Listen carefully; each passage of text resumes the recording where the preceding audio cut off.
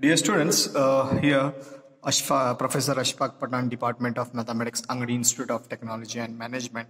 So let us move in this video lecture, convolution. Okay, so there is another one concept here, that is convolution, and convolution theorem is there. So let us discuss what do you mean by convolution. So the convolution of two functions, okay, f of t and g of t. You will get two functions here, f of t and g of t, usually denoted by f of t star g of t, or it is called as into, that is f of t star g of t is defined in the form of an integral as follows. Okay, the convolution, this is not a theorem, this is the definition of convolution, is defined, that is product of these two, that is f of t star g of t is defined as integration u from 0 to t f of u g of t minus u with respect to du.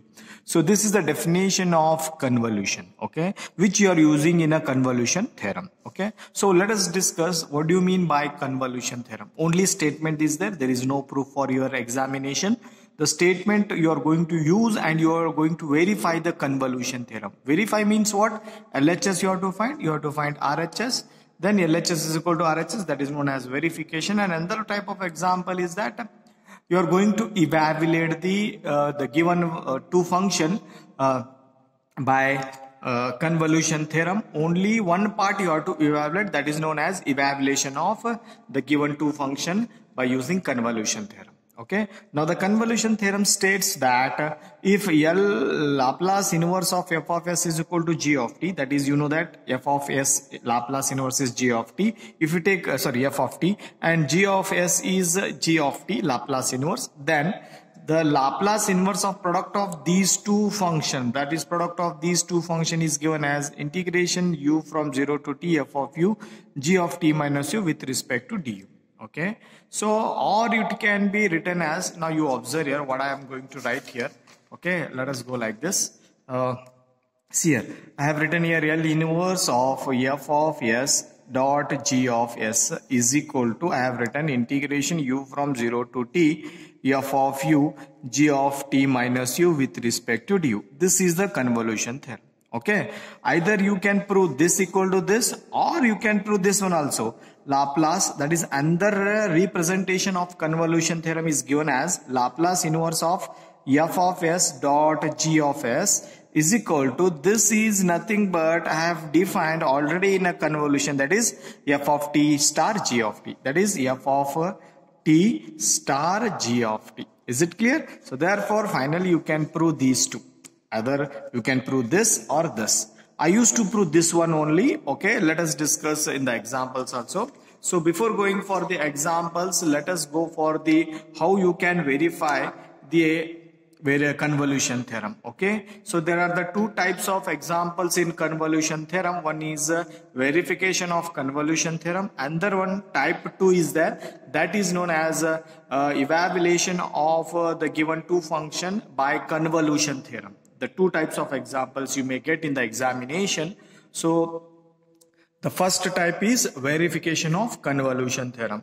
How to verify? Let us move working procedure of the example. Okay, so we need to verify the theorem in respect of two given function. You will get two functions here, f of t and g of t. Okay, so you have to verify the convolution theorem.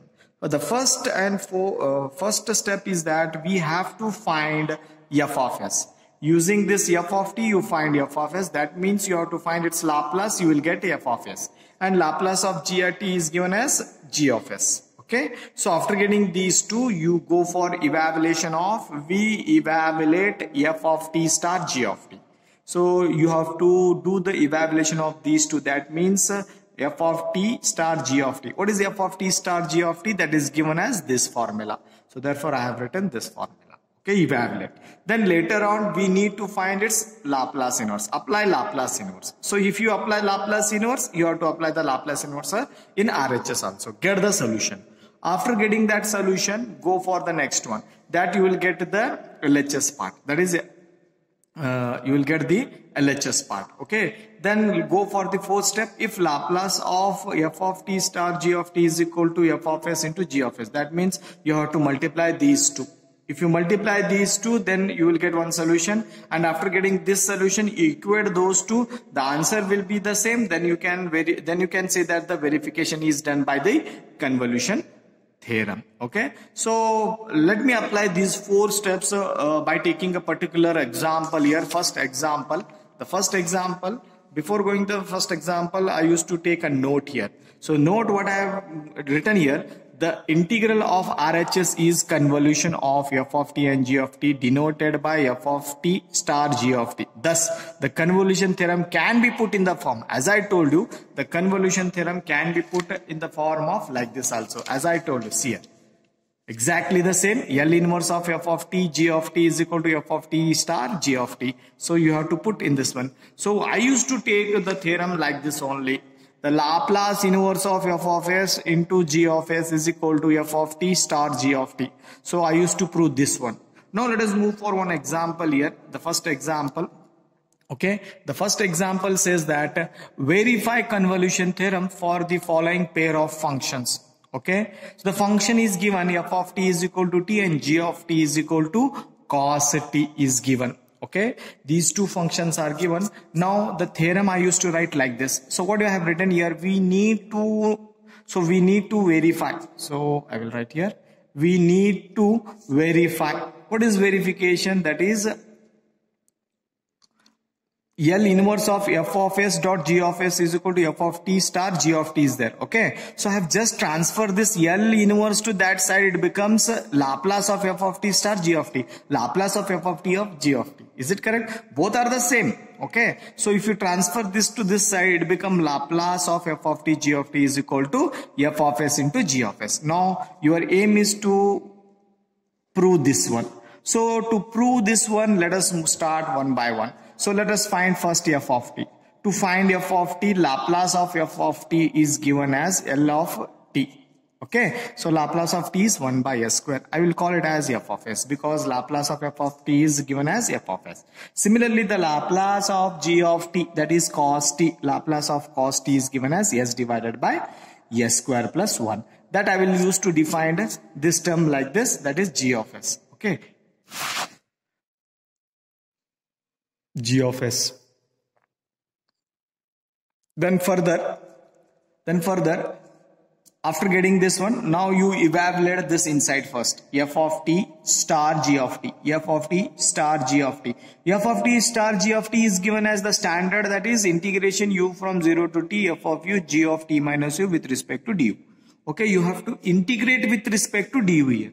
Okay, so for this one, let us go like this. That is integration u from 0 to t u. What is f of u? You see for f of t.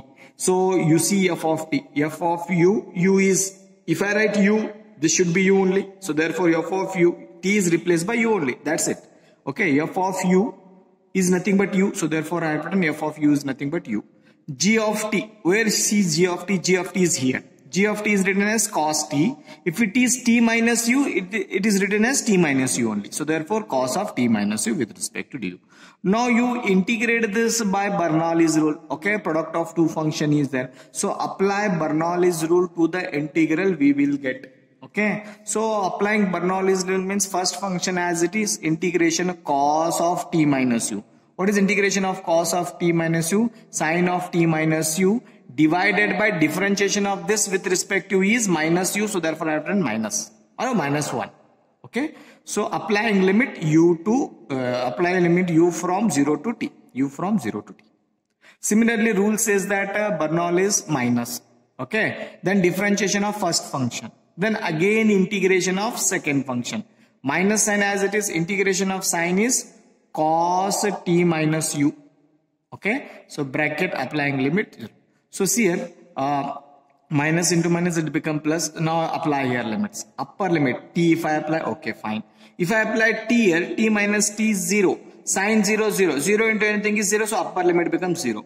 Minus lower limit 0. Okay, so 0 into anything is 0, so therefore upper limit and lower limit becomes 0 for this function I have written. So minus into minus it becomes plus. Now you apply upper limit. So t minus t 0, cos 0. So I have written cos 0.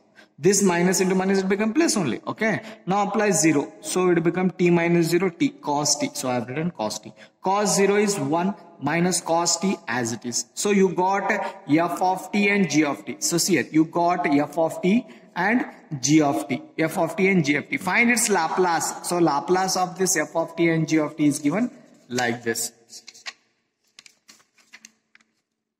Laplace of f of t star g of t. Apply Laplace. So Laplace of 1 and minus Laplace of cos t.